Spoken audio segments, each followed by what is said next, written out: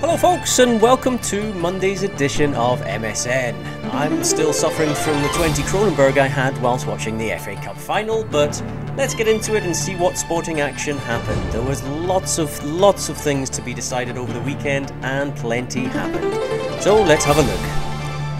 So, the big news is obviously Avram Grant getting sacked. I mean, to be fair, the guy should never have been appointed in the first place. It was just David Gold and David Sullivan looking for the cheap option. I knew fine well they'd get relegated, even though they had not a bad sort of team. In the relegation battle, it's looking like there's only 5 teams involved now. West Ham have obviously gone down, they got beaten. Now these 5 teams are only separated by 1 point. So who's going to go down? Who's going to stay up? It's a tricky one. It's a pretty much toss of the coin. My bet is I think Wigan are away to Stoke and Birmingham are away to Spurs.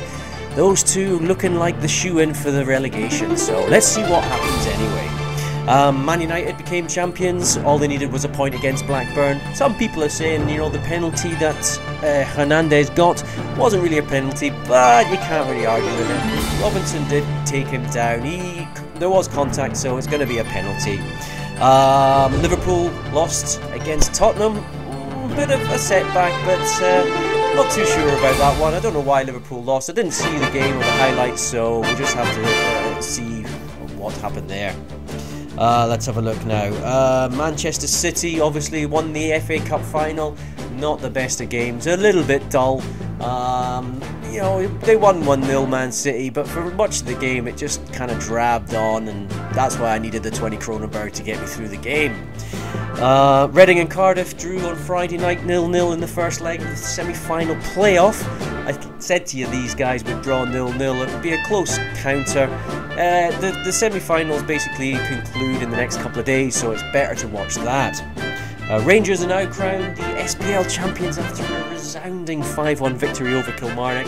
There was never going to be any other result after the first 5 minutes. I mean, they basically scored after 19 seconds, then they got a second after 5 minutes, and a third after 9 minutes, so that pretty much killed the game off.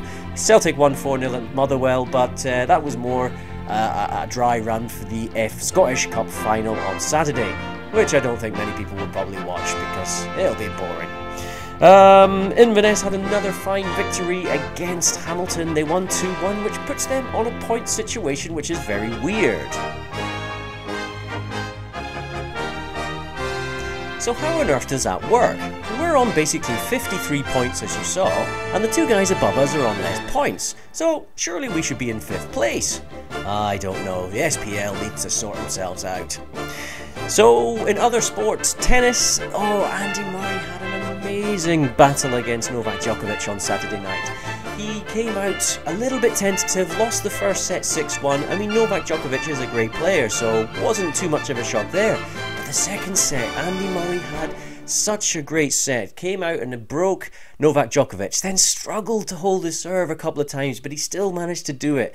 Held on and took the set. So into a decider, and it was literally the same class of tennis. Brilliant.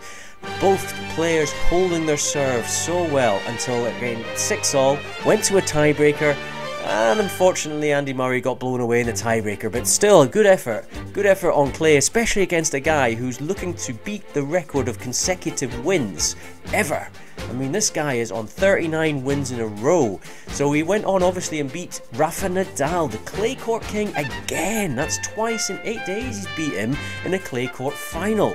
French Open coming up in a couple of weeks. Can he continue that into the French Open? We'll have to wait and see. With the golf, the TPC at Sawgrass concluded. Not as exciting as I thought it would have been, but still a pretty good tournament. KJ Choi ended up winning it. He's from South Korea, so good on him. And he beat a guy in the playoffs. It did go to a playoff, which was quite exciting because the first hole of the playoff is that 17th hole, which is the island I was telling. So folks, let's have a look at what we've got coming up this week. There is plenty of sport coming up. Tonight, the second leg of the semi-final playoff between Swansea and Nottingham Forest. Now Swansea have the home advantage, so you would think they would go ahead and win. I don't know, I think Nottingham Forest play so well away from home because they're so defensive, and when teams can't break them down at home they start to panic a little bit. My prediction for this one, Nottingham Forest to go through. Then tomorrow night is a Premier League game as well. It's Manchester City versus Stoke. Now Manchester City can go above Arsenal in the Premier League. This means Arsenal will have to go through the qualification for getting into the Champions League. And with the structure of it just now, they could play the likes of, I think in third place, the Spanish team that finished third, which is Valencia, or the team that finished third in the Italian league. So it's going to be a tricky game. I think even Bayern Munich are a possibility there. And of course, they are such a good side. Gonna be tricky there. We've also got the second semi-final playoff of Cardiff versus Reading. Again, this is a brilliant game. This game will take them through to the Wembley final, and if you win that game, they say it's worth £90 million to get to the Premier League. So such an important game. Cardiff with the home advantage. I think Cardiff will go through in this one. So it'll be a Cardiff-Nottingham Forest final. And then Wednesday night, we've got the Europa League final. It's FC Porto versus FC Braga. All Portuguese affair. This one's going to be in Dublin. Should be an exciting game, so keep an eye out for that one. Onto my user comment section, and I missed a comment which came through on Friday afternoon, and it came from a gentleman called Bang.